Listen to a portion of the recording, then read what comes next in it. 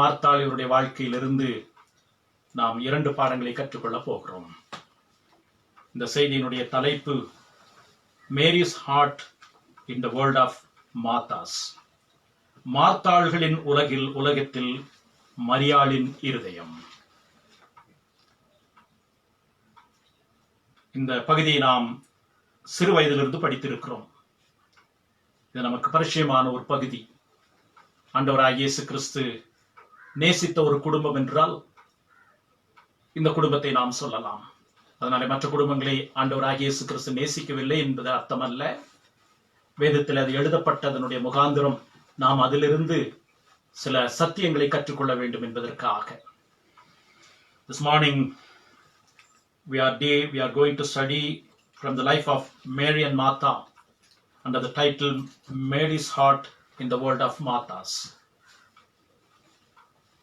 We have been looking into the lives of saints, divines of the Old Testament, and we have even dealt with the life of Esther in the past week under the title God's Provision and Our Responsibilities. And this morning we are coming to the New Testament. We have been studying the Old Testament characters in one sense.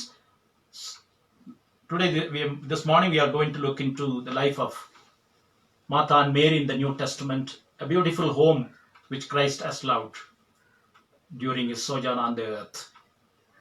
Not that he didn't love other families, but there is a peculiar reason why the Holy Spirit has enabled the inspired writers to pen the life of Martha and Mary on a couple of occasions. We are going to study from their life.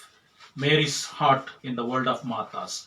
மார்த்தாள்களின் உலகத்தில் மரியாளின் இருதயம். ஆண்டவராகிய இயேசு கிறிஸ்து இந்த குடும்பத்தை நேசித்தார் என்பதை நாம் ஒரு குறிப்பிட்ட வசனத்திலே படிப்பது நல்லது. யோவான் எழுதின சுவிசேஷம் 11ஆம் அதிகாரம் 5ஆம் வசனத்திலே தெளிவாக இயேசு கிறிஸ்து இந்த குடும்பத்தின் மேல் அன்பாயிருந்தார் என்பதை நாம் படிக்கிறோம். John 11:5 clearly and emphatically emphasizes the point that Christ, our Lord Jesus Christ, loved this family. John 11:5. இயேசு மார்த்தாளிடத்திலும் அவளுடைய சகோதரியினிடத்திலும் லாசருவினிடத்திலும் அன்பாயிருந்தார். What a beautiful description.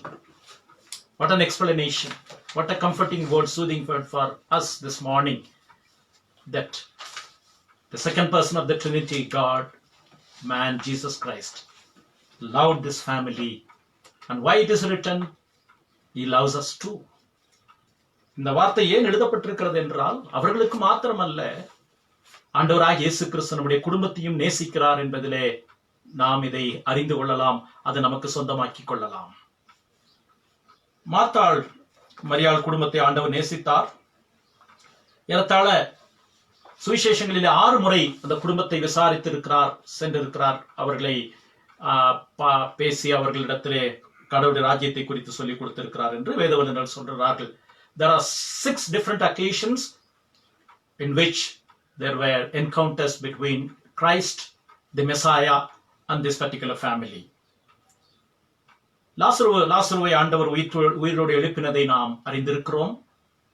லாசருவை பற்றி அமெரிக்காவிலே சில வருஷங்களுக்கு முன்பாக ஒரு டாக்குமெண்ட்ரி, ஒரு சிறிய குறும்படம் தயாரிக்கப்பட்டிருந்தது. அந்த படத்தினுடைய சாரம்சம் இதுதான். லாசருவை ஆண்டவர் உயிரோடு எழுப்பினார். அதற்கு பிறகு லாசரு பட்டணங்கள் தோறும் கிராமங்கள் தோறும் போய், இந்த நசரேயனாகிய இயேசுதான், நீங்கள் சிலுவையில் அறைந்த இயேசுதான் நம்முடைய மேசியா, நம்முடைய இரட்சகர், அவர் மூலமாக மாத்திரமே நமக்கு ரட்சிப்பு, மேசியா அவர்தான் நம்மை விடுவிக்க வந்தவர் என்று பறைசாற்றி கொண்டிருந்தான். ஒரு கிராமத்திலே போன போது லாசருவை அடித்தார்கள். இன்னொரு கிராமத்திலே அவரை துரத்தி விட்டார்கள். இந்த நசரேயனாகிய இயேசுவையா, தச்சனுடைய குமாரனையா, சிலுவையில் அறையப்பட்ட அவரையா எங்களுடைய மேசியா என்று சொல்லுகிறாய் என்று துரத்தி விட்டுக் கொண்டிருந்தார்கள். ஒரு கிராமத்திலே போன போது அவரை பிடித்து கட்டி வைத்து உன்னை கொலை செய்து விடுவோம் என்று மிரட்டினார்கள். அப்பொழுது லாசரு சிரித்தான் என்று அந்த குறும்படம் சொல்லுகிறது. இவர்கள் சொல்லுகிறார்கள், நாங்கள் உன்னை கொலை செய்து விடுவோம் என்று சொல்லுகிறோமே, நீ எப்படி அப்பா சிரிக்கிறாய், நாங்கள் சொல்லுவது உனக்கு விளங்கவில்லையா என்று கேட்டார்கள். அப்பொழுது லாசரு சொன்னான், நீங்கள் என்னை கொலை செய்து விடுவீர்கள் என்று சொன்னதை நான் கேட்டேன், அது எனக்கு புரிகிறது.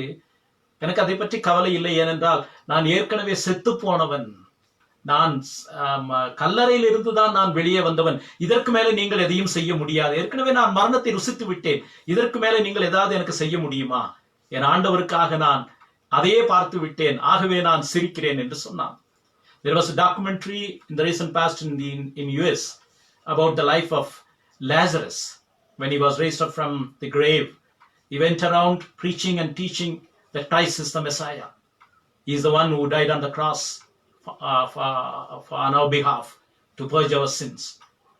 And people were questioning him. Do you mean to say that this covetous son, the man who is being hung on the cross, this cursed cross, he is the Messiah? Are you trying to fool us? So each village were reacting in a different manner. One village he was chased out. Another village he was threatened with dire consequences. Another village he was tied up to, and the mob were saying, "We will kill you." For which Lazarus started laughing, and they wonder why. Didn't you understand that we have just said that we will kill you, we would kill you? He said, I understood you clearly. You said you will kill us, but I have already seen death. There is nothing more that you could do to me, because I have seen death already. What more could you do for a person? I'm willing to die for my Savior. Lazarus laughed. That was the documentary that went around. Such a miracle has taken place in the house of this particular family called Bethany. லாசருடைய குடும்பத்திலே இப்படிப்பட்ட அற்புதத்தை செய்திருக்கிறார். இந்த சம்பவம் லூக்கா சுவிசேஷத்திலே மாத்திரம் எழுதப்பட்டிருக்கிறது என்பது விசேஷமானது. எல்லா சம்பவங்களையும் எல்லா சுவிசேஷங்களும் எழுதி வைக்கவில்லை. சில காரியங்கள் எழுதி வைத்திருக்கிறார்கள். இயேசு கிறிஸ்துவினுடைய பிறப்பை ஏறத்தாழ அவருடைய கோணங்களிலே மத்தேயு, மார்க்கு, லூக்கா அவர் எழுதி வைத்திருக்கிறார்கள். 4 சுவிசேஷங்களும் நன்றாக கவனிக்க வேண்டும். இயேசு கிறிஸ்துவினுடைய சிலுவை மரணம், பாடுகள், உயிர்த்தெழுதலை 4 சுவிசேஷர்களும் எழுதி வைத்திருக்கிறார்கள். ஏனென்றால் அதுதான் சுவிசேஷத்தினுடைய சத்தியத்தினுடைய மையம். ஆகவே 4 சுவிசேஷத்திலும் இயேசு கிறிஸ்துவினுடைய பாடுகள், கல்வாரி மரணம், உயிர்த்தெழுதலை கண்டிப்பாக எழுதி வைத்திருக்கிறார்கள். ஆனால் அதே சமயத்திலே மத்தேயு, மார்க்கு, லூக்கா, யோவான் இந்த 4 பேரும் அவரவருடைய கோணங்களிலே சில காரியங்களை, அற்புதங்களை, சில சம்பவங்களை, சத்தியங்களை எழுதி வைத்திருக்கிறார்கள். அப்படி பார்க்கும்போது லூக்காவிலே மாத்திரம் இந்த ஒரு குறிப்பிட்ட சம்பவம் எழுதப்பட்டிருக்கிறதை நாம் பார்க்கிறோம். The gospel writers haven't written everything that the Lord has done and uttered. There are reasons why they focus on such matters, because their aim is to present Christ from their perspective. But we have to mind that the resurrection, the cross of Calvary and the resurrection and this suffering is penned by all the four divine writers, human authors. But with regards to the narrative that we read in Luke 10, only Luke has written, so that we can learn something from this passage even this morning. லூக்கா 10ஆம் அதிகாரத்தினுடைய பின்னணிக்கு நாம் போக வேண்டும். அங்கேதான் நாம் பார்க்கிற மிக முக்கியமான சில அம்சங்கள் இருக்கிறது. அதனுடைய அடிப்படையிலே நாம் 2 பாடங்களை படிக்க போகிறோம். 70 பேரை ஆண்டவராக இயேசு கிறிஸ்து பட்டணங்களை அனுப்பி சுவிசேஷத்தை அறிவிக்கும்படி அனுப்புகிறார். The 70 disciples were sent by Christ to preach the gospel in different towns. லூக்கா 10ஆம் அதிகாரத்தை நாம் சுருக்கமாக ஒரு வார்த்தையிலே சொல்ல வேண்டும் என்று சொன்னால், லூக்கா 10ஆம் அதிகாரத்திலே நாம் வாழ்க்கையிலே கொடுக்க வேண்டிய முக்கியத்துவத்தை வலியுறுத்துகிறது. The entire book of Luke is all about where our priorities lie. நீங்கள் லூக்கா 10ஆம் அதிகாரத்தை முழுவதும் கவனமாக ஆராய்ச்சி செய்து படித்தால், வாழ்க்கையிலே நாம் கொடுக்க வேண்டிய முக்கியத்துவம் என்ன என்பதை அழுத்தம் திருத்தமாக லூக்கா சொல்லி அதனுடைய கிளைமேக்ஸ், அதனுடைய முடிவாகத்தான் அந்த அதிகாரத்தை முடிக்கும் போது தேவையானது ஒன்றே, மரியாள் தன்னை விட்டு எடுபடாத நல்ல பங்கை தெரிந்து கொண்டாள் என்றார். The entire chapter of Luke 10 is all about the priority that we need to have in life, the priorities that we should set before us. The book, Luke, the entire chapter of Luke 10 is all about the priorities. 1-2 வசனங்களை பார்க்கலாம். We will look into a couple of verses to find out how this theme of setting our priorities right is found written all over in Luke 10. Let's pick a couple of verses to derive how priorities are written in this book. இந்த லூக்கா 10ஆம் அதிகாரத்திலே நாம் நம்முடைய பங்கெடுப்பு, நம்முடைய பங்கு, நம்முடைய முன்னுரிமை, நாம் எதற்கு முக்கியத்துவம் கொடுக்க வேண்டும் என்று சொல்லப்பட்டதை ஒன்றிரண்டு வசனங்கள் மூலமாக பார்க்கலாம். 3ஆம் வசனத்திலே, புறப்பட்டு போங்கள், ஆட்டுக்குட்டிகளை ஓநாய்களுக்குள்ளே அனுப்புகிறது போல இதோ உங்களை அனுப்புகிறேன்.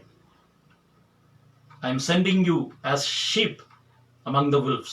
அது ஒரு priority. நாம் இந்த உலகத்தினுடைய இருள் நிறைந்த, உப்பில்லாத, சத்துவமில்லாத இந்த உலகத்திலே நாம் தனியாக நிற்க அழைக்கப்படுகிறோம். இதுவும் ஒரு priority சொல்லுகிறது. நீங்கள் எங்கே அனுப்பப்படுகிறீர்கள்? ஓநாய்களுக்குள்ளே அனுப்பப்படுகிறீர்கள்.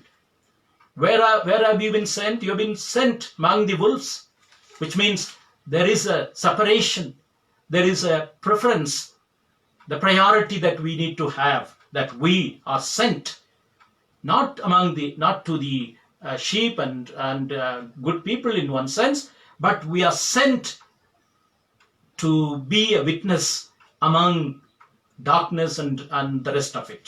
அதை ஒரு கோணத்திலே பார்க்கிறோம். அதே போல 13ஆம் வசனத்தை பார்க்கலாம்.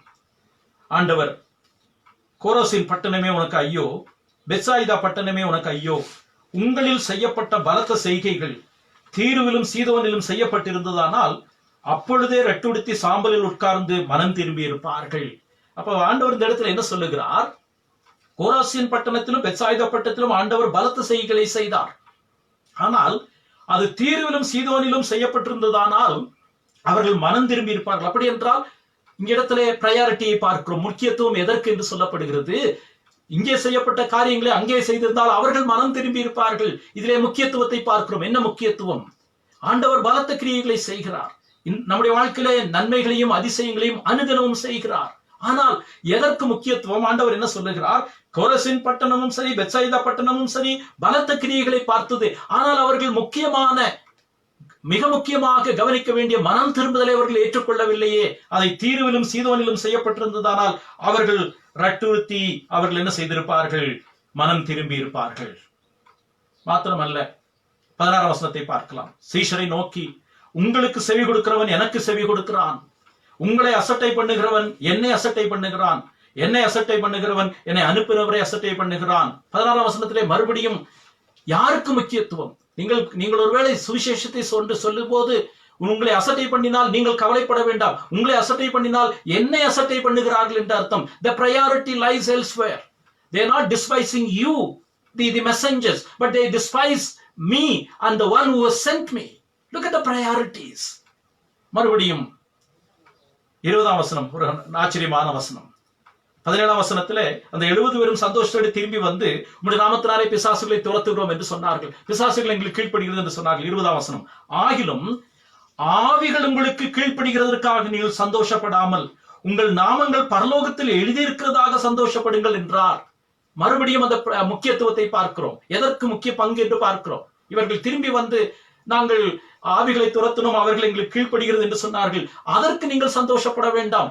உங்களுடைய முக்கியத்துவம், பங்களிப்பு மிக முக்கியமானது என்னவென்றால் உங்கள் நாமங்கள் பரலோகத்தில் எழுதியிருக்கிறதுக்காக சந்தோஷப்படுங்கள். எதற்கு முக்கியத்துவம்? இவர்களுடைய முக்கியத்துவம், நீங்கள் எதற்கு மகிழ்ச்சி அடைகிறீர்கள், நல்லதான், அந்த மகிழ்ச்சி தேவைதான். ஆனால் அதை விட முக்கியமான மகிழ்ச்சி, உங்கள் நாமங்கள் பரலோகத்தில் எழுதப்பட்டிருக்கிறது. We see sketches of the priorities laid out in this chapter. Let me explain in English because there are, தயவு செய்து ஆங்கிலத்திலே சொல்வதை குறித்து பொறுத்துக் கொள்ளுங்கள். ஏனென்றால் பல தேசங்கள், பல இடங்களிலிருந்து இந்த செய்திகளை பார்க்கிறவர்கள் ஆங்கிலத்திலும் சொல்லப்படுவது நல்லது என்று சொல்லுகிறார்கள். ஆகவே அதற்காக பொறுத்துக் கொள்ளுங்கள். Verse 3, how we have been sent amidst the wolves, the priority again. And verse 13, the towns that have witnessed the mighty works, the miracles of God, of Christ himself, didn't repent. The Lord is saying, what is the priority here? What should be the priority here? Not to receive this mundane blessings. It is true, it has to be there. But the priority has to be the repentance that which the cities that have received the mighty works have lacked. And in verse 20 of the same chapter, the 70 disciples went out, came back with excitement, and reporting to Christ, stating to Christ, reporting to Christ that the spirits have subdued. We have commanded the spirit, for which the Lord has said. What should be your priority? Not that the spirits are down, they are downcast, they obey you, but your names are written in the book of life. The priority is laid out in this manner. மறுபடியும் வசனத்தை பார்க்கலாம். 23ஆம் வசனத்தை பார்க்கலாம். Let's look into verse 23. பின்பு தமது சீஷரிடத்தில் திரும்பி தனித்து அவர்களை நோக்கி, நீங்கள் காண்கிறவைகளை காணும் கண்கள் பாக்கியமுள்ளவைகள். 23ஆம் வசனத்திலே look at this verse again. You are blessed because you get to see things which others don't see. Again the priority is laid out. நீங்கள் காண்கிறவைகளை காணும் கண்கள் பாக்கியம் உள்ளவைகள் என்று ஆண்டவர் சொல்லும்போது எதற்கு முக்கியத்துவம் பாருங்கள். நிறைய காரியங்களை பார்க்கிறார்கள், ஆனால் நீங்கள் சில காரியத்தை தான் பார்க்க முடிகிறது. நீங்கள் பாக்கியவான்கள். You are blessed, you are privileged because you could see, you are enabled to see things that others are unable to see and fathom. மறுபடியும் 25ஆம் வசனத்திலிருந்து 27ஆம் வசனத்திற்கு பார்க்கலாம். நமக்கு தெரியும், ஒரு நியாயஸ்திரி, லூக்கா 11ஆம் அதிகாரம் 25லிருந்து 27 ஒரு நியாயஸ்திரி நியாயசாஸ்திரி வந்து ஆண்டவரிடத்திலே நித்திய ஜீவனை சுதந்திரித்துக் கொள்ளும்படி நான் என்ன செய்ய வேண்டும்? நல்ல கேள்வி. நித்திய ஜீவன், அதுதான் என்னுடைய இலக்கு, அதுதான் என்னுடைய முக்கியத்துவம் என்று சொல்லுகிறான்.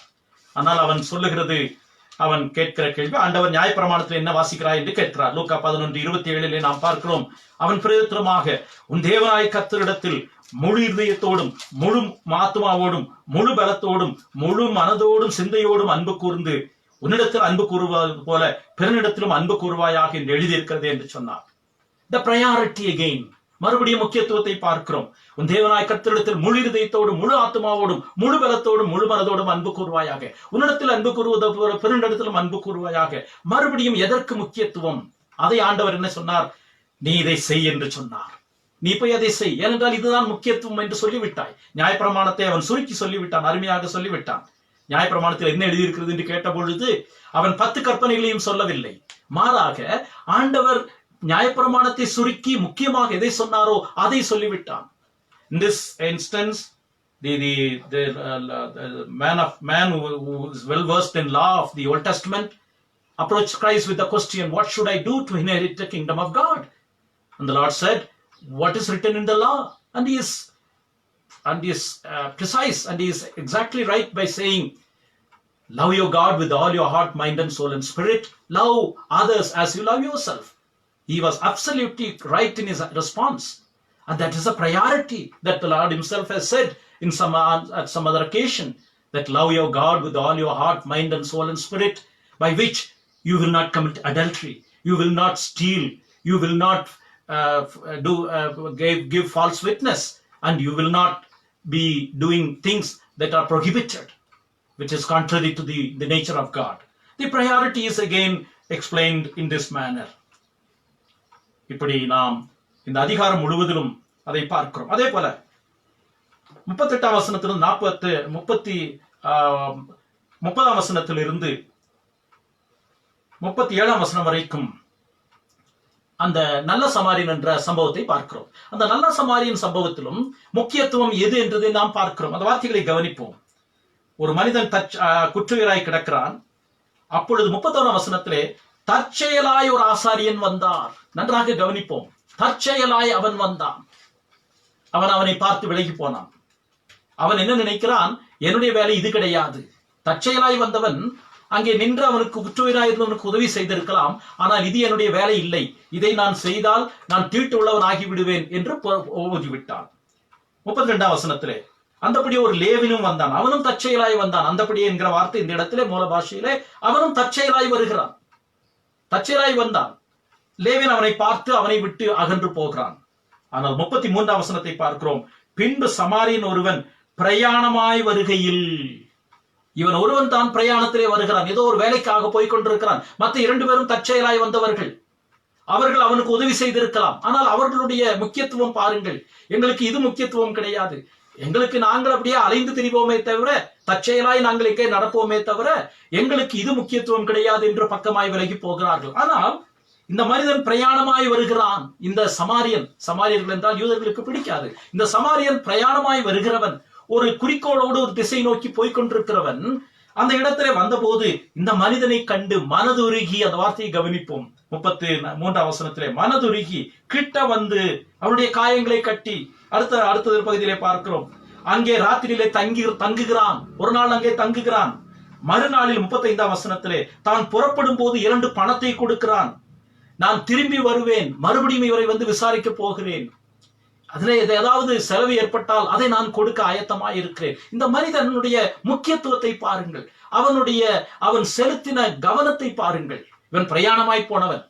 அதை விட்டு இப்பொழுது இதுதான் என்னுடைய முக்கியத்துவம், இதற்குத்தான் நான் முக்கிய இடம் கொடுக்க வேண்டும் என்று சொல்லி அந்த மனிதனை என்ன செய்கிறான்?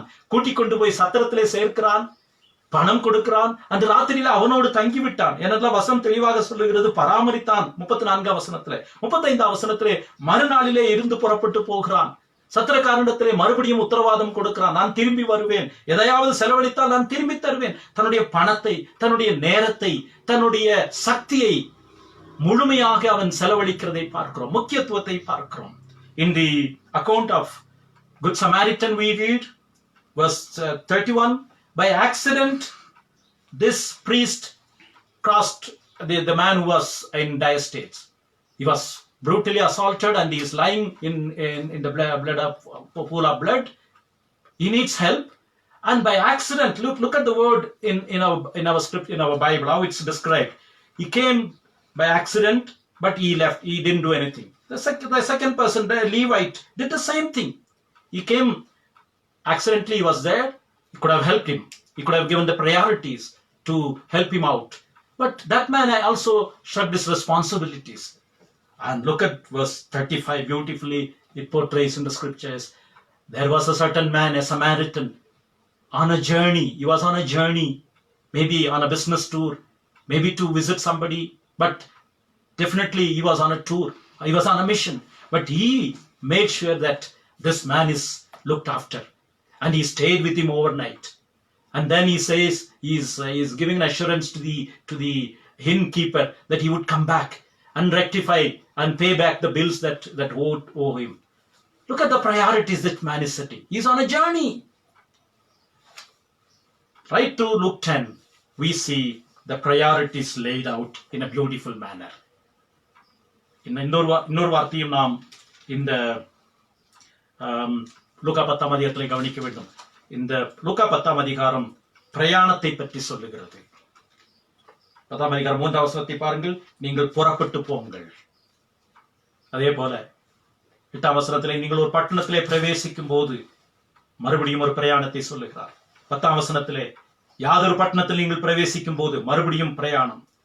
அந்த பட்டணத்திற்கு நேரிடுவதை பார்க்கிறோம். மறுபடியும் பிரயாணத்தை பற்றி சொல்லுகிறார். 17ஆம் வசனத்திலே அந்த 70 பேரும் சந்தோஷத்தோட திரும்பி வந்தார்கள். அதுவும் ஒரு பிரயாணத்தை பற்றி சொல்லுகிறது. அதே போல இந்த மனிதனை பற்றியும் நாம் படிக்கிறோம். பிரயாணத்தை 33ஆம் வசனத்திலே பிரயாணத்தை பற்றி ஆண்டவர் சொல்லுகிறார்.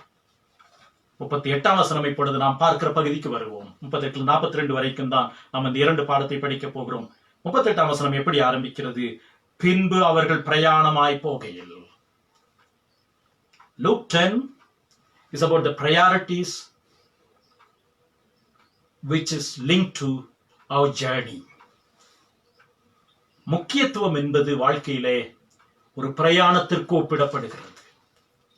நாம் எல்லாவற்றையும் செய்வதற்கு எல்லாவற்றிலும் நாம் ஜாக்கிரதையாக இருக்க வேண்டும். ஆனால் பிரயாணத்திலே நிறைய முக்கியத்துவத்தை நாம் கொடுக்க வேண்டும். When we talk about journey, there are priorities clearly we need to be aware of to have a safe and comfortable journey. வீட்டில் இருக்கும்போது நாம் சில காரியங்களை நாம் ஒருவேளை லேசாக எடுத்துக்கொள்ளலாம். ஆனால் பிரயாணம் என்று வரும்போது முக்கியத்துவம் அதிலே இருக்கிறது. ஆகவேதான் லூக்கா இதை அழகாக நேர்த்தியாக வர்ணிக்கிறார். 10ஆம் அதிகாரத்தில், லூக்கா 10ஆம் அதிகாரத்திலே எதற்கு முக்கியத்துவம் கொடுக்க வேண்டும் என்பதை பல கோணங்களிலே சொல்லிவிட்டு அதை பிரயாணத்தோடு இணைத்து சொல்லுகிறதை நாம் பார்க்கிறோம். 38ஆம் வசனத்திலிருந்து 42ஆம் வசனம் வரைக்கும் மார்த்தாள்களின் உலகத்தில் மரியாளின் இருதயம் எப்படிப்பட்டதா இருந்தது என்பதை குறித்து 2 குறிப்புகளை பார்க்கலாம். We are going to observe the 2 lessons that we could learn from the lives of Martha and Mary, by which we say where our priorities should lie. நம்முடைய முன்னுரிமைகள், நம்முடைய முதலிடம், நம்முடைய பங்கு எங்கே இருக்க வேண்டும், மார்த்தாள் எதிலே தவறவிட்டாள், மரியாள் எதிலே அதிலே நிறைவாய் இருந்தாள் என்பதை வேகமாக பார்க்கலாம். இது உலகம். இந்த உலகம் எப்படிப்பட்ட உலகம்? மார்த்தாளை போல இருதயம் உள்ள உலகம். பற்பல வேலைகளை செய்வதிலே முக்கியத்துவம் கொடுக்கிற உலகம். அதனாலே பாதிக்கப்படுகிற உலகம் இந்த உலகம். This world is full of Marthas who are busy, entertaining, occupied with so many things which they think and assume are prime importance. This world is full of Marthas. இந்த உலகம் மார்த்தாக்களால் நிறைந்திருக்கிறது. இங்கே நாம் இந்த வார்த்தையை சொல்லும் போது மார்த்தாள் அவிசுவாசி என்று வேதம் எங்கேயும் சொல்லவில்லை. மார்த்தாளை பற்றி அருமையாக சொல்லப்பட்டிருக்கிறது. தயவு செய்து மார்த்தாள் என்ற உடனே தவறுதலாக ஒரு அவிசுவாசி என்ற நிலைமைக்கு கொண்டு போக வேண்டாம். She is a believer. Martha, let's not misunderstand to state Martha was an unbeliever. No, Bible clearly states she loved the Lord as much as the Lord loved the family. She is a believer. She would have been a wonderful believer, because each time the Lord stepped into the house, she is the first one to go forward to receive Christ and to entertain him and to welcome him. See, such a beautiful picture of hospitality in one sense, like Eastern culture. மார்த்தாள் ஒரு அவிசுவாசி அல்ல. ஆனால் இந்த உலகத்திலே, சபைகளிலே, கிறிஸ்தவ சூழ்நிலைகளிலே மார்த்தாக்கள் நிறைய பேர் இருக்கிறார்கள். ஆண்டவருக்காக நிறைய செய்ய வேண்டும் என்று இருக்கிறார்கள். தவறு கிடையாது. ஆனால் இந்த இடத்திலே லூக்கா இதை சொல்லுவதற்கு காரணம், நம்முடைய வாழ்க்கை என்னும் பிரயாணத்திலே நாம் முக்கியப்படுத்த வேண்டிய அநேக விஷயங்கள் இருக்கிறது. கவலைப்பட வேண்டிய அநேக விஷயங்கள் இருக்கிறது. முன்னுரிமை கொடுக்க வேண்டிய விஷயங்கள் இருக்கிறது. அதை விட்டு மற்றதற்கு மாத்திரம் நாம் முக்கியத்துவம் கொடுத்தால் நம்முடைய வாழ்க்கை மார்த்தாளை போல பல பாதிப்புகளுக்கு உள்ளாகும் என்பதனாலே தான் லூக்கா இந்த சுவிசேஷத்தில் இதை அருமையாக எழுதி வைத்திருக்கிறார். Even in our own cases that we would have the kind of attitude of Marthas, not setting our priorities right, and by which we are influenced by the outside activities, the unwanted things, and by which we become so devastated, so disillusioned with life, even with God, that we are going to see in the life of Martha. Even she was angry with Christ. To that extent, there are people who are earnest believers sometimes, well-meaning believers who have such an attitude. ஆண்டவரையே குற்றம் சாட்டுகிற அளவிற்கு மார்த்தாள் தன்னுடைய முக்கியத்துவத்தை மாற்றிவிட்டாள் என்பதை தான் பார்க்கிறோம்.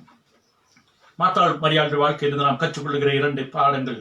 முதலாவது, மார்த்தாள்களின் உலகத்திலே மரியாளுடைய இருதயம் எப்படி இருந்தது என்றால், என்னுடைய வாழ்க்கையின் உண்மையான எஜமான் யார் என்பதை மரியாள் கண்டுபிடித்திருந்தாள். Mary has found the true mastership in Christ. கிறிஸ்துவிலே எஜமான் யார் என்பதை மரியாள் ஆழமாக புரிந்து வைத்திருந்தாள்.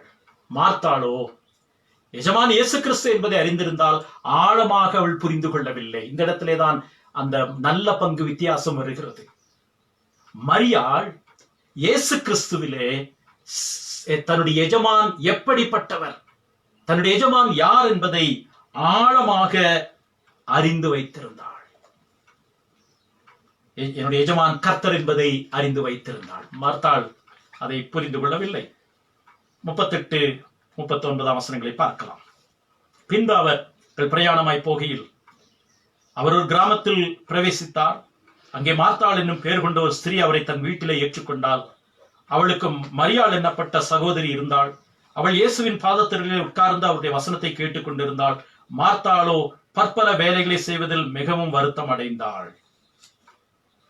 இந்த ஏற்கனவே நாம் பார்த்த முந்தின பகுதியிலே, இந்த அதிகாரத்துடைய முந்தின பகுதியிலே, உன் தேவனாகிய கர்த்தரிடத்தில் முழு இதயத்தோடும் முழு ஆத்மாவோடும் முழு மனதோடும் முழு பலத்தோடும் அன்பு கூர்வாயாக என்று அந்த வாலிபன், அந்த நியாயசாஸ்திரி சொன்னது பதிலை பார்க்கிறோம்.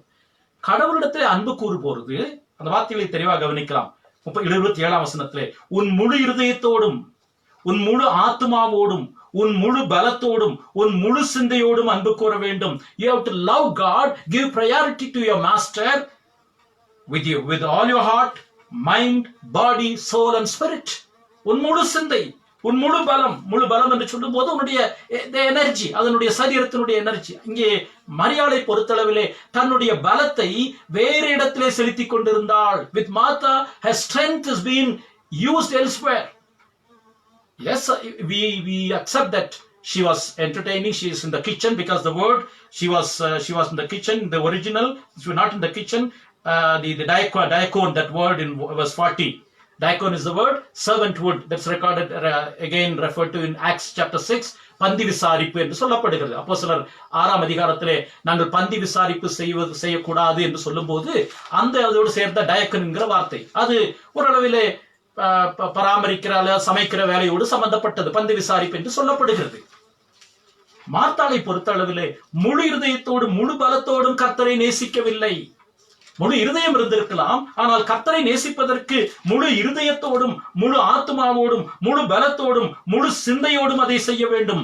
மரியாள் அதை செய்தாள். தன்னுடைய எஜமான் எப்படிப்பட்டவர் என்பதை அறிந்து தன்னுடைய முழு இருதயமும் தன்னுடைய முழு ஆத்மாவும் தன்னுடைய முழு சிந்தையும் தன்னுடைய முழு பலமும் அவருடைய பாதத்திலே இருக்க வேண்டும் என்பதை அறிந்து வைத்திருந்தாள் மார்த்தாள். ஏற்கனவே நாம் பார்த்தோம் இந்த பகுதியிலே ஒரு சின்ன ஏன் நீங்கள் கேட்கலாம், நிறைய பேர் கேட்கிறது, ஆண்டவர் மார்த்தாள் ஆண்டவருக்கு சமைப்பதற்காகத்தானே, அவருக்கு உதவி செய்வதற்காகத்தானே ஒருவேளை பற்பல வேலைகளை செய்தாள் என்று கேட்கலாம். இந்த அதிகாரத்தில் வரும் அதிலே தான் லூக்கா அருமையாக இதை விவரிக்கிறதை பார்க்கிறோம். நீங்கள் பாருங்கள், 8ஆம் வசனத்தை பாருங்கள். லூக்கா 10:8. ஒரு பட்டணத்தில் நீங்கள் பிரவேசித்தால் அந்த 70 பேரை அனுப்பும்போது ஆண்டவர் என்ன சொல்லுகிறார்? லூக்கா 10:8, ஜனங்கள் உங்களை ஏற்றுக்கொண்டால் அவர்கள் உங்கள் முன் வைக்கிறவர்களை புசித்து சொல்லுங்கள். அதாவது முதலில் என்ன செய்ய வேண்டும்? நீங்கள் தங்க வேண்டும். அவர்கள் ஏற்றுக்கொள்ளுகிறார்களா, உங்களை முழுமையாக உங்களுடைய ஆள் தத்துவத்தை ஏற்றுக்கொள்ளுகிறார்களா என்று பார்த்துவிட்டு அங்கே தங்குங்கள். சீஷர்களுக்கு சொன்னதை ஆண்டவர் மாற்ற முடியாது. ஆகவே ஆண்டவர் வந்த பொழுது மார்த்தாள், ஆண்டவர் பிரயாணமாய் வந்திருக்கிறார். இப்பொழுது அவர் ஆகாரத்தை தேடி வரவில்லை. கிணற்றருகிலே அந்த சமாரிய ஸ்திரீயிடத்திலே ஆண்டவர் எனக்கு களைப்படைந்தவராய் தாகத்திற்கு கேட்டார். ஆனால் இந்த இடத்துல ஆண்டவர் பிரயாணமாய் வந்தார் என்று சொல்லி லூக்கா சொல்லும் போது அந்த பிரயாணம் முதலிலே வசனங்களிலே சொல்லப்பட்டது போல சுவிசேஷத்தை அறிவிப்பதற்காக, கடவுளுடைய ராஜ்யத்தை பற்றி சொல்லுவதற்காக அவர்கள் போய்கொண்டிருக்கிறார்கள். இந்த இடத்திலே ஆண்டவருக்கு ஆகாரம் அவசியம் இல்லை. மரியாள் அதை புரிந்து வைத்திருந்தாள். மரியாளை பற்றி இன்னொரு காரியத்தையும் கவனிக்க வேண்டும். மரியாள் யோவான் 12ஆம் அதிகாரத்திலே ஆண்டவருக்கு பணிவிடை செய்திருக்கிறாள். எப்பொழுதுமே ஆண்டவருடைய பாதத்திலே அவள் உட்கார்ந்து இருந்தாள் என்று அவளை குற்றம் சாட்ட முடியாது. யோவான் 12ஆம் அதிகாரத்திலே மரியாள், யோவான் 12ஆம் அதிகாரம் 3ஆம் வசனத்தை பாருங்கள். மார்த்தாளும் பணிவிடை செய்தாள். அந்த இடத்திலே மரியாள் செய்ததை பாருங்கள். அப்பொழுது மரியாள் விலையேறப்பெற்ற களங்கமில்லாத நலதம் என்னும் தைலத்தில் ஒரு ராத்தல் கொண்டு வந்து அதை இயேசுவின் பாதங்களில் பூசி தன் தலைமயிரால் அவருடைய பாதங்களை துடைத்தாள். அந்த வீடு முழுவதும் தைலத்தின் பரிமளத்தினால் நிறைந்தது. மரியாள் செய்ய வேண்டிய நேரத்தில் செய்ய வேண்டியதை செய்தாள். இந்த நேரத்திலே ஆண்டவர் வந்தது அவருடைய ராஜ்யத்தை குறித்து அறிவிக்க வந்தார். ஆகவே அவருடைய பாதத்திலே இருப்பதுதான் இந்த நேரத்திலே முக்கியமானது என்பதை அவள் பிரகடனப்படுத்துகிறாள். கிறிஸ்துவுக்குள் பிரியமானவர்களே, நம்முடைய வாழ்க்கையினுடைய முக்கியத்துவம் எங்கே இருக்க வேண்டும் என்றால், ஆண்டவரை எஜமானாக நாம் ஏற்றுக்கொள்ளுகிற தன்மை நம்முடைய வாழ்க்கையின் பங்கெடுப்பு. அதைத்தான் ஆண்டவர் நல்ல பங்கு, தன்னை விட்டு எடுபடாத நல்ல பங்கு என்று சொன்னார். மார்த்தாள் அரைகுறையாக செய்தாள் என்றுதான் சொல்ல வேண்டும். முழுதயத்தோடும் ஆண்டவரை வீட்டுக்குள் ஏற்றுக்கொண்டாள். மார்த்தாளுடைய பங்களிப்பு ஆண்டவர் வரும்போதெல்லாம் அவள் ஏற்றுக்கொள்ளுகிறாள். யோவான் 11ஆம் அதிகாரத்திலே கூட லாசரு உயிரோடு எழுப்ப ஆண்டவர் வரும்போது அவள் கிட்டத்தட்ட தெருவுக்கு போய் ஆண்டவரை கூட்டிக் கொண்டு வருகிறாள். நல்லதுதான். முழு இருதயம் மாத்திரமல்ல, முழு ஆத்மாவோடும் முழு பலத்தோடும் முழு சிந்தையோடும் ஆண்டவரிடத்திலே அன்பு கூற வேண்டும் என்று வேதம் சொல்லுகிறது. ஏன்? கடவுள் நம்மிடத்திலே என்ன எதிர்பார்க்கிறார்? இங்கே ஒரு தேவன் இருக்கிறார். அந்த கர்த்தர் என்ன சொல்லுகிறார்? நீங்கள் அமர்ந்திருந்து நானே தேவன் என்று அறிந்து கொள்ளுகிறேன் சொல்லுகிற ஒரு கர்த்தர் இருக்கிறார். There is a God who demands, who expects, who bids his people to be still and know that he is God. நீங்கள் அமர்ந்திருந்து நானே தேவன் என்று சொல்லுகிற கர்த்தர் ஒருவர் இருக்கும் போது, நான் பல வேலைகளை செய்துவிட்டு பல காரியங்களை செய்துவிட்டு குழப்பம் அடைந்து கவலை அடைந்து என்னுடைய பங்கை, நல்ல பங்கை, என்னை விட்டு எடுபடக்கூடிய பங்கை மாத்திரம், அதற்கு மாத்திரம் முக்கியத்துவம் கொடுத்தால், அப்படிப்பட்ட தேவனை நாம் வேதத்திலே பார்ப்பது கிடையாது. அதற்கு நேரம் உண்டு மரியாதை செய்தால். ஆனால் இந்த இடத்திலே ஆண்டவர் பிரயாணமாய் வந்தது அவருடைய ராஜ்யத்தை பற்றி சொல்ல வந்தால், அதை மரியாள் அறிந்து வைத்தபடினாலேதான் மார்த்தாளை போல பற்பல வேலைகளை செய்வதிலே ஈடுபடாமல் மரியாள் ஆண்டவருடைய பாதத்திலே உட்காருகிறாள். இந்த ஆண்டவர் என்ன சொல்லுகிறார்? நீங்கள் அமர்ந்திருந்து நானே தேவன் என்று அறிந்து கொள்ளுங்கள். இன்றைக்கு நாம் இந்த ஒரு நல்ல பங்கை தவற விட்டு விடுகிறோம். We are too busy, too tired, too entertained, too much overwhelmed to sit and to wait upon God. But here is a God. Here is the God of the Bible who bids people with an invitation, be still and know that I am God. இப்படிப்பட்ட அழைப்பைத்தான் மரியாள் நேர்த்தியாக செய்தாள். ஒரு மனிதன் ஆராதனை குறித்து சொல்லுகிறார், ஆராதனை என்பது கடவுள் எனக்கு என்ன செய்கிறார் என்பது அல்ல, நான் ஆண்டவருக்காக என்ன செய்ய வேண்டும் என்பது மாத்திரமல்ல, கடவுள் எனக்காக ஏற்கனவே என்ன செய்திருக்கிறார், இன்னும் செய்ய போகிறார். Worship is about what he has done for me and what he is doing continuously. எனக்காக தேவன் என்ன செய்தார். ஆராதனையினுடைய அர்த்தமே, ஆரம்பமே அங்கேதான். இன்றைக்கு நாம் ஆலயங்களுக்கு போகும்போது, ஆராதனைகளுக்கு போகும்போது ஒரு எதிர்பார்ப்போடு சொல்லுகிறோம், அவசியம்தான். என்ன எதிர்பார்ப்போடு செய்கிறோம்? ஆண்டவர் எனக்கு இதை செய்ய வேண்டும், அதை செய்ய வேண்டும், நல்லதுதான், அது அவசியம்தான். ஆனால் மார்த்தாள் அதைத்தான் செய்தாள். ஆனால் மரியாளுடைய பங்களிப்பு ஏன் நல்ல பங்கு என்று சொல்லப்படுகிறது என்றால், ஆண்டவர் எனக்கு என்ன செய்தார் என்பதை அவருடைய பாதத்தில் அமர்ந்திருந்து அதை அறிக்கையிட்டு அதை கேட்பதற்கு மரியாள் ஆயத்தமாயிருந்தாள். அதனாலதான் அவன் என்ன செய்தாள்? யோவான் 12ஆம் அதிகாரம் 3ஆம் வசனத்திலிருந்து 7ஆம் வசனம் வரைக்கும் ஆண்டவர் இன்னொரு முறை பஸ்கா பண்டிகைக்கு முன்னே அவர் வீட்டுக்கு வந்த போது, யோவான் எழுதின சுவிசேஷம் 12ஆம் அதிகாரத்திலே பஸ்கா பண்டிகைக்கு 6 நாளைக்கு முன்பு மரியாள் விலையேறப்பெற்ற களங்கமில்லாத தைலத்தை கொண்டு வந்து கர்த்தருடைய பாதத்தை துடைத்து, அந்த வீடு முழுவதும் பரிமள தைலத்தினால் நிறையப்பட்டிருந்தது. அப்பொழுது யூதா சொல்லுகிறான், 300 பணத்துக்கு விற்று தரித்திரை கொடுத்திருக்கலாமே. இந்த நல தைலத்தினுடைய விலை கிரயம் வேதவந்தர்கள் சொல்லுகிறார்கள், ஒரு மனிதனுடைய சராசரி வருஷ வருமானம். It is the entire annual year salary. You buy this fragrance, this perfume. Mary was so devoted to Christ that she was pouring out, she broke that perfume and the room was filled with the fragrance which the Lord is equating to his death and resurrection. ஆண்டவராகிய இயேசு கிறிஸ்து இந்த பரிமள தைலத்தினுடைய நிறைவை என்னவென்று சொல்லுகிறார்? யோவான் 12ஆம் அதிகாரம், அதே அதிகாரத்திலே சீமோன் சொல்லுகிறான், யூதாஸ் காரியத்தை சொல்லுகிறான், இதை விற்றிருக்கலாமே, அல்லாவிட்டால் அப்படி செய்திருக்கலாமே என்று சொன்ன போது 7ஆம் வசனத்திலே ஆண்டவர் சொன்னார், அப்பொழுது இயேசு, இவளை விட்டுவிடு, என்னை அடக்கம் பண்ணும் நாளுக்காக இதை வைத்திருந்தாள். She is doing something with her mind. She is reflecting or foretelling the death and the resurrection of Jesus Christ. கிறிஸ்து எஜமானானால் அவர் சென்ற இடத்திற்கு நாமும் செல்ல வேண்டும். அவர் வகுத்த பாதையிலே நாமும் செல்ல வேண்டும். இயேசு கிறிஸ்து அதை செய்தார். பவுலுடைய வாழ்க்கையிலே நாம் அதை பார்க்கிறோம். பிலிப்பியர் 3ஆம் அதிகாரத்திலே பவுல் சொல்லுகிறார், ஒன்றை நான் செய்கிறேன். அந்த ஒன்று என்கிற வார்த்தை 1-2 இடங்களிலே வருகிறது. இன்றைக்கு நாம் அதையும் பார்க்க போகிறோம். பிலிப்பியர் 1ஆம் அதிகாரம் 23ஆம் வசனத்திலே, எனக்கு 2 தெரிந்தெடுப்பு இருக்கிறது, 2 நல்லது இருக்கிறது. 2 நல்லதிலே எதை தெரிந்தெடுக்க வேண்டும்? ஒன்று, அந்த வார்த்தையை கவனிப்போம். கடந்த முறை இந்த வார்த்தையை மேலோட்டமாக சொல்லிவிட்டு போய்விட்டேன். இன்றைக்கு அதை பார்க்கலாம். பிலிப்பியர் 1ஆம் அதிகாரம் 23ஆம் வசனம். ஏனெனில் 22, 23, 24 வசனங்கள். பிலிப்பியர் 1 22 24 வரைக்கும்.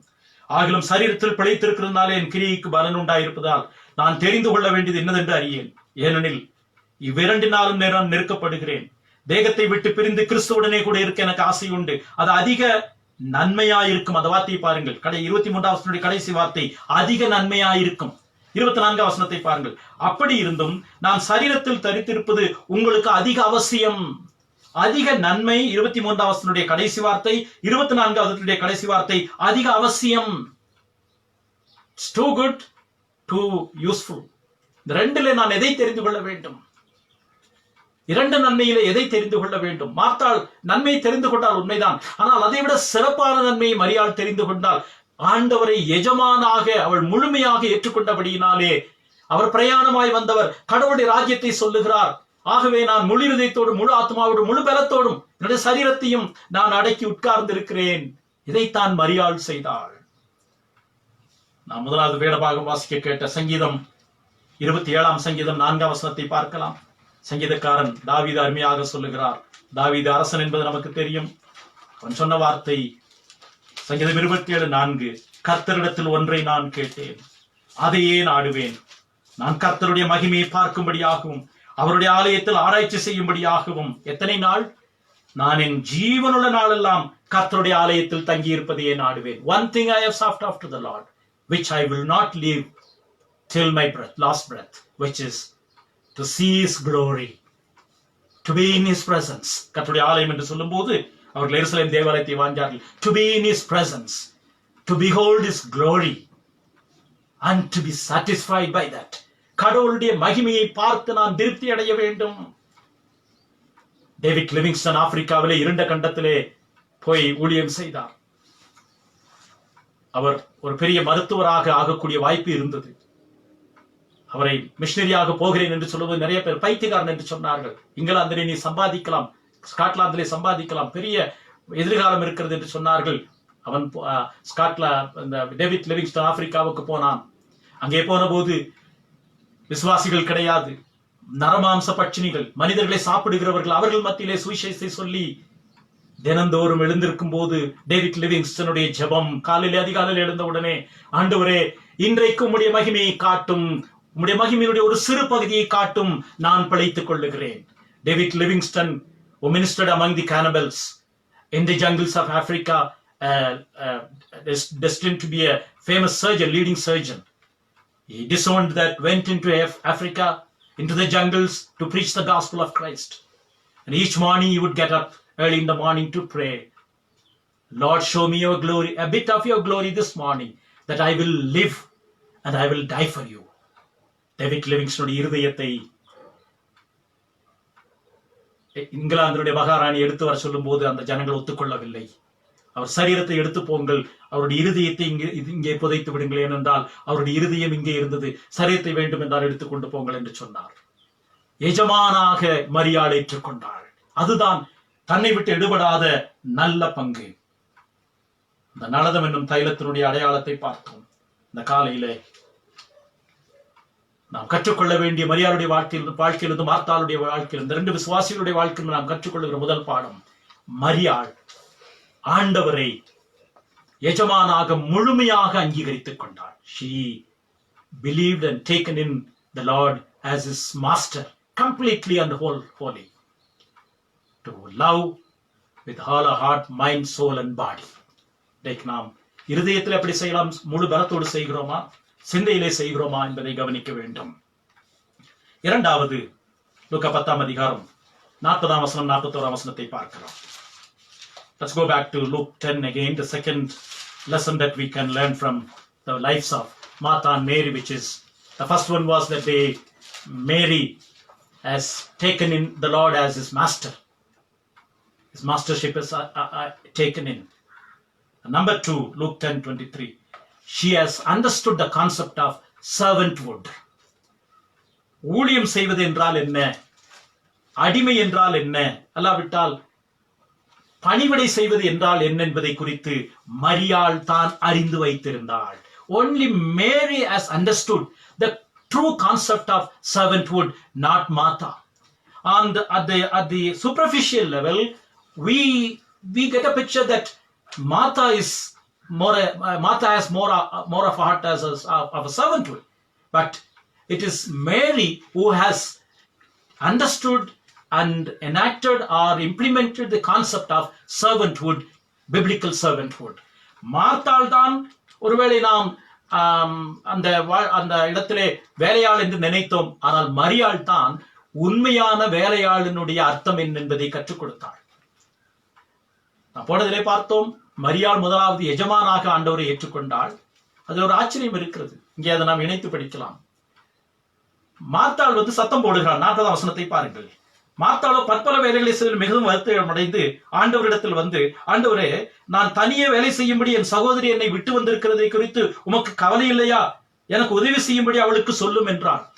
இங்கே மார்த்தாள் மரியாள் மேல் அதிகாரத்தை செலுத்த வந்தாள். Martha has come to own Mary, or to have the lordship over Mary. But the Lord had to gently remind her that I am the Lord here upon both of your lives. உங்களுடைய இரண்டு பேருடைய வாழ்க்கையிலும் நான் தான் அதிகாரி.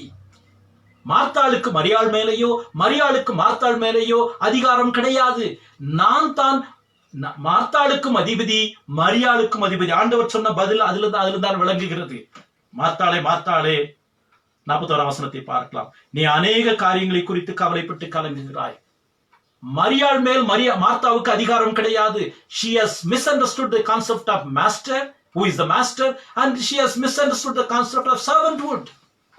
ஆனால் மரியாள் ஆண்டவரை எஜமானாக முழுமையாக ஏற்றுக்கொண்டது மாத்திரமல்ல, தன்னுடைய பணிவிடை என்றால் என்ன என்பதையும் அறிந்து கொள்ளார். தன்னுடைய நேரம் ஆண்டவருக்குரியது, தன்னுடைய கவனம் ஆண்டவருக்குரியது, தன்னுடைய சிந்தை ஆண்டவருக்குரியது, தன்னுடைய முழு நோக்கமும் ஆண்டவருக்குரியது என்பதை மரியாள் அறிந்து வைத்திருந்தாள். பொதுவாக யூத கலாச்சாரத்திலே பெண்கள் கற்றுக்கொள்வது என்பது ரவிகள் ஏற்றுக்கொள்ள மாட்டார்கள். பெண்கள் கற்றுக்கொள்ள வேண்டும் என்பதை அங்கீகரிக்க மாட்டார்கள். In the Jewish culture, rabbis would not accept women to be their disciples. Only men would be trained, the male child would be trained, not women folks. அதனால்தான் ஆண்டவராகிய இயேசு கிறிஸ்து சமாரிய ஸ்திரியோடு பேசிக் கொண்டிருந்த போது சீஷர்கள் ஆச்சரியப்பட்டார்கள். யோவான் 4:27 படிக்கிறோம். Disciples were surprised the Lord was talking with this woman, especially with the notorious character. That's a different matter. But to have a conversation with a girl by a Jewish rabbi is not heard of. It is an alien culture for them. But what we see here is Mary has understood and taken in the concept that this Lord is my master and I am his servant. I am his servant and I need to sit at the feet. யூதர்கள் என்ன செய்வார்கள்?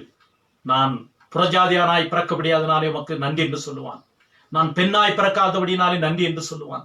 நான் ஒரு நாயாக பிறக்காதபடினால் நன்றி என்று சொல்லுவான். அப்படிப்பட்ட தன்மையின் மத்தியிலே மரியாள் தன்னுடைய சீஷத்துவத்தையும் தான் ஆண்டவருக்கு அடிமை என்பதையும் சொல்லிவிட்டு அந்த அடிப்படையில அவள் அமர்ந்திருக்கிறதை பார்க்கிறோம்.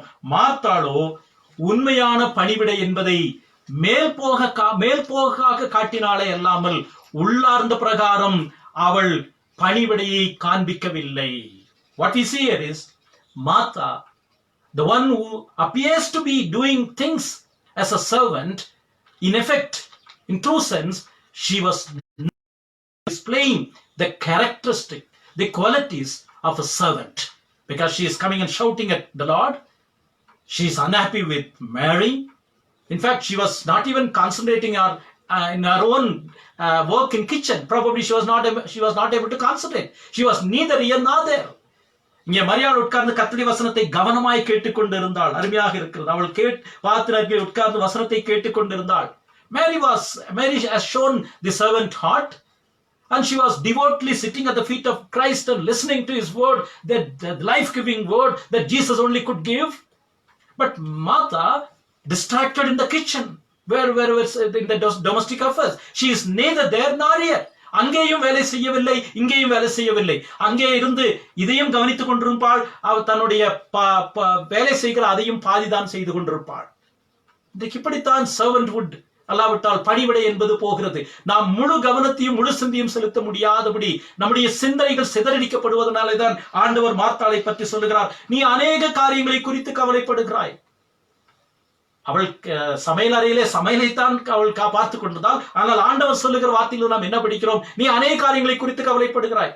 அவள் சமையல் அறையில அந்த பாத்திரத்தை எடுத்து வைக்கும் போது, இந்த பொருளை எடுத்து வைக்கும் போது மரியாள் மேல் கோபமாக இருந்திருக்க முடியும், ஆண்டவர் மேல் கோபமாக இருந்திருக்க முடியும்.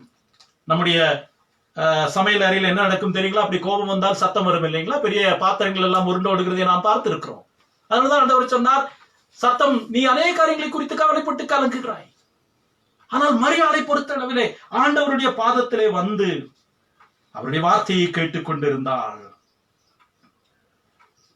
மரியாள் கடவுளுடைய வார்த்தையை கேட்டுக்கொண்டிருந்தால், மார்த்தாளோ அதை செய்யாமல் இருக்கிறதை நாம் பார்க்கிறோம். விசுவாசத்தினாலே மரியாள் அதை செய்கிறாள். லூக்கா 8ஆம் அதிகாரம் 35ஆம் வசனத்திற்கு வருவோம். அங்கே கவனிப்பதை குறித்தும் விசாரிப்பதை குறித்தும் பார்க்கிறோம். லூக்கா 8ஆம் அதிகாரம் 35ஆம் வசனத்திலே Luke 8:35 describes how listening to God is such a beautiful thing. அப்பொழுது சம்பவித்ததை, ஒரு அசுத்தாவி பிடித்திருந்த மனிதன் அங்குமிங்கும் அலைந்து கொண்டிருந்தான். இதோடு சம்பந்தப்பட்டதை தான் லூக்கா சொல்லுகிறான். ஒரு மனிதன் அங்குமிங்கும் அலைந்து அசுத்தாவி பிடித்து அலைந்து கொண்டிருக்கிறான். அவனை ஆண்டவர் விடுவித்த போது என்ன நடக்கிறது? பிசாசுகள் அவனை விட்டு நீங்கிற போது என்ன நடக்கிறது? அவன் வந்து 35ஆம் வசனத்திலே பார்க்கிறோம். It's beautifully described in Luke 8:35. A man demon possessed was all over. He was running hither and thither. But when Christ confronted him and changed him, look at what Luke describes about him in Luke 8:35. Luke 8:35 இந்த மனுஷனுடைய வாழ்க்கையில நடந்த ஒரு அடிப்படை மாற்றம், முக்கியமான மாற்றம். அப்பொழுது சம்பவித்ததை பார்க்கும்படி ஜனங்கள் புறப்பட்டு இயேசுவினிடத்தில் வந்து, பிசாசுகள் விட்டு போன மனுஷன் வஸ்திரம் தரித்து இயேசுவின் பாதத்தருகே உட்கார்ந்து புத்தி தெளிந்திருக்கிறதை கண்டு பயப்பட்டார்கள். ஆண்டவருடைய பிரசன்னத்தில் உட்கார்ந்த போது புத்தி தெளிந்து அவன் அமர்ந்திருக்கிறான். It was all over when he was demon possessed. His mind was not proper. His thought process was not in order. His body is dismantled in a sense.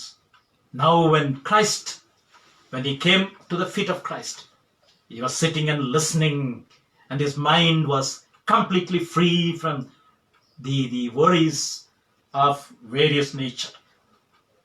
வேதம் அதைத்தான் சொல்லுகிறதை நாம் கவனிக்கிறோம்.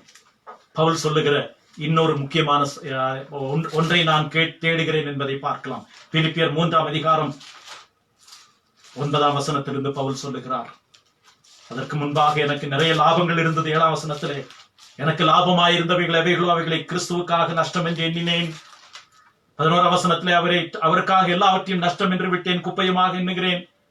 இப்பொழுது பார்க்கலாம், நான் அடைந்தாயிற்று அல்லது முற்றிலும் தேறினவனானேன் என்று எண்ணாமல், கிறிஸ்து இயேசுவினால் நான் எதற்காக பிடிக்கப்பட்டேனோ அதை பிடித்துக் கொள்ளும்படி ஆசையாய் தொடர்கிறேன். சகோதரே, நான் அதை பிடித்துக் கொண்டுகிறேன் என்று எண்ணுகிறதில்லை.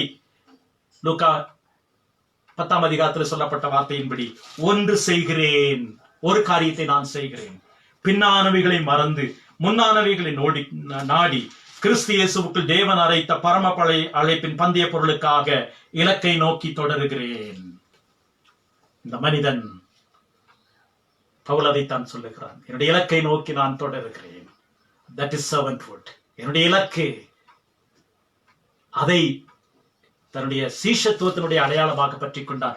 மரியாள் அதைத்தான் செய்தார். கர்த்தருடைய பாதத்தில் அமர்ந்திருந்து தன்னுடைய முழு சிந்தையும் முழு கவனத்தையும் ஆண்டவர் பேரில் செலுத்திக் கொண்டிருந்தாள்.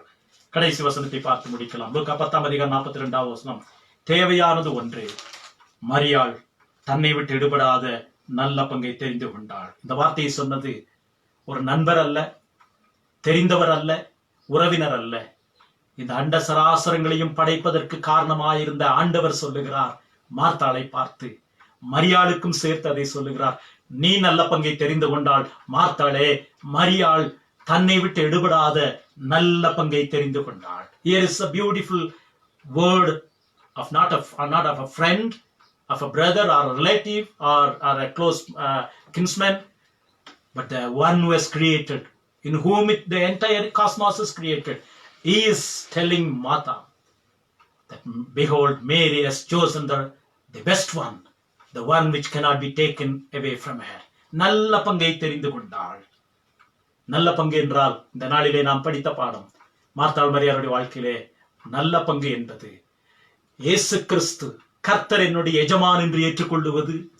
இரண்டாவது, நான் அவளுடைய அடிமை என்று ஏற்றுக்கொள்வது. நான் அவருக்கு ஊழியக்காரி என்று ஒற்றுக்கொள்ளுவது. இதைத்தான் லூக்கா இந்த அதிகாரம் முழுவதும் எப்படிப்பட்ட பிரையாரிட்டிஸ், எப்படிப்பட்ட முக்கியத்துவம் என்று பல கோணங்களிலே சொல்லும் போது, இந்த அதிகாரத்தை முடிக்கும் போது இந்த சம்பவத்தை பயன்படுத்துகிறார். Luke 10, this instance of Martha and Mary, what has happened at in the house of Martha and Mary, teaches us the priority, what should be our priority, which is to take Christ as our Lord with all our heart, mind, soul, and body and spirit, and to be devoted to Him as a servant, what He is bidding us to do. Not to be distracted by other things. There are things that distract us. ஒரு time management என்று சொன்னால் நம்முடைய நேரத்தையும் நம்முடைய தாளந்தையும் நம்முடைய சூழ்நிலையும் நம்முடைய பணத்தையும் செலவழிப்பதற்கு 3 வரிசைகளை சொல்லியிருக்கிறார். அந்த 3 வரிசைகளை சொல்லுகிறேன். What we must do, நாம் எதை கட்டாயமாக செய்ய வேண்டும் என்று சில காரியங்கள் இருக்குது. Number 1, what we must do, இந்த காரியங்களை செய்தே ஆக வேண்டும். நம் வாழ்க்கையில சில காரியங்களை கண்டிப்பாக செய்தே ஆக வேண்டும், தினம் தினம் செய்ய வேண்டும். பல் விளக்குகிறோம், சாப்பிடுகிறோம், சாப்பாடு கூட தள்ளி போடலாம். பல் விளக்குகிறோம், ஒருவேளை நம்மை சுத்தப்படுத்திக் கொள்ளுகிறோம். What we must do, number 1, நாம் கண்டிப்பாக செய்ய வேண்டிய காரியங்கள் என்று இருக்கிறது. Number 2, what we should do, நாம் இதை செய்ய வேண்டிய அவசியம் இருக்கிறது. சாப்பிட வேண்டிய அவசியம் இருக்கிறது, துணியை மாற்ற வேண்டிய அவசியம் இருக்கிறது. ஒருவேளை நேற்று போட்ட துணியை போடலாம் ஒருவேளை, ஆனால் செய்ய வேண்டிய அவசியம் இருக்கிறது. Number 1, what we must do, கண்டிப்பாக செய்ய வேண்டியது. இரண்டாவது, what we should do, நாம் செய்ய வேண்டிய அவசியம் என்று இருக்கிறது. மூன்றாவது, what we want to do, நான் என்ன செய்ய விரும்புகிறோமோ அதை செய்வது. முதலாவது கண்டிப்பாக செய்ய வேண்டியது, இரண்டாவது அவசியமாக செய்ய வேண்டியது, மூன்றாவது நான் விரும்புவது. இன்றைக்கு நான் இங்கே போய் இப்படி செய்ய வேண்டும் என்று நாம் சில காரியங்களை விரும்புகிறோம். இந்த 3 காரியங்கள் தான் நம்முடைய நேரத்தையும் நம்முடைய பணத்தையும் நம்முடைய சூழ்நிலைகளையும் நம்முடைய முழு ஆழ்த்தத்துவத்தையும் பாதிக்கிறது. There are 3 aspects that occupy our mind, entire personality: mind, soul, body, and spirit. It has to be designated in this manner. What we must do, what we should do, and the third tier of this is what we want to do. What we give priority is to what we want to do, not we must do. நாம் எதை செய்ய வேண்டுமோ அதை செய்வதற்கு முக்கியத்துவம் கொடுத்தாமல் நாம் எதை செய்ய வேண்டும் என்று விரும்புகிறோமோ அதற்கு தான் முக்கியத்துவம் கொடுக்கிறோம். ஆகவேதான் ஆண்டவராகிய இயேசு கிறிஸ்து சொன்னார், முதலாவது தேவனுடைய ராஜ்யத்தையும் அவருடைய நீதியும் தேடுங்கள், அப்பொழுது இவைகள் எல்லாம் உங்களுக்கு கூட கொடுக்கப்படும். You must do this for you to have this, what you should have and what you want to have. மத்தேயு 6ஆம் அதிகாரத்திலே அந்த must, should, we want to do, அந்த மூன்றும் இணைந்து வருகிறதை பார்க்கிறோம். எது கண்டிப்பாக இருக்க வேண்டும்? தேவனுடைய ராஜ்யத்தினுடைய நீதியும் தேடுங்கள், அது கண்டிப்பாக இருக்க வேண்டும். எதை உங்களுக்கு அவசியம்? உங்களுக்கு உடுக்க உடை, உண்ண உணவு, இருப்பிடம், அது அவசியம், அதை தருகிறேன். எதை நீங்கள் அதற்கு அதிகமாகவும் கொடுக்கப்படும், எதை நீங்கள் எதிர்பார்க்கிறீர்கள் அதுவும் கொடுக்கப்படும். மாத்தாள் மரியாளுடைய வாழ்க்கையிலே தன்னை விட்டு எடுபடாத நல்ல பங்கு என்று சொல்லும் போது அவள் கண்டுபிடித்தது இந்த வரைமுறை. நான் கண்டிப்பாக செய்ய வேண்டியது, கர்த்தருடைய எஜமான், என்னுடைய நேரம், பணம், சூழ்நிலை எல்லாம் அவருக்குரியது, அதை நான் பிரயோகிக்க வேண்டும். அடுத்தது நான் என்ன செய்ய அவசியமாய் இருக்கிறது? யோவான் 12ஆம் அதிகாரத்திலே ஆண்டவருக்கு பணிவிடை செய்து நளதம் என்னும் தைலத்தை உடைத்தாள். என்ன விரும்புகிறாள்? யோவான் 11ஆம் அதிகாரத்திலே என்னுடைய சகோதரன் உயிர் தள்ள வேண்டும் என்று சொல்லி அவளும் போராடுகள் தன்னுடைய விருப்பத்தை தெரிவிக்கிறாள். அவளுடைய வரிசை அருமையானது. what I must do, what I should do, what I want to do. இதுதான் மரியாள் தன்னை விட்டு எடுபடாத நல்ல பங்கை சொல்லுகிறார். இயேசு கிறிஸ்து இந்த வார்த்தையை சொல்லி இருக்கிறார். இந்த கொரோனா வைரஸ் COVID-19 நாட்களிலே சில காரியங்களை நாம் தவிர்த்திருக்கிறோம் இல்லையா? சில காரியங்கள் அவசியம் இல்லை என்று முடிவு செய்திருக்கிறோம்.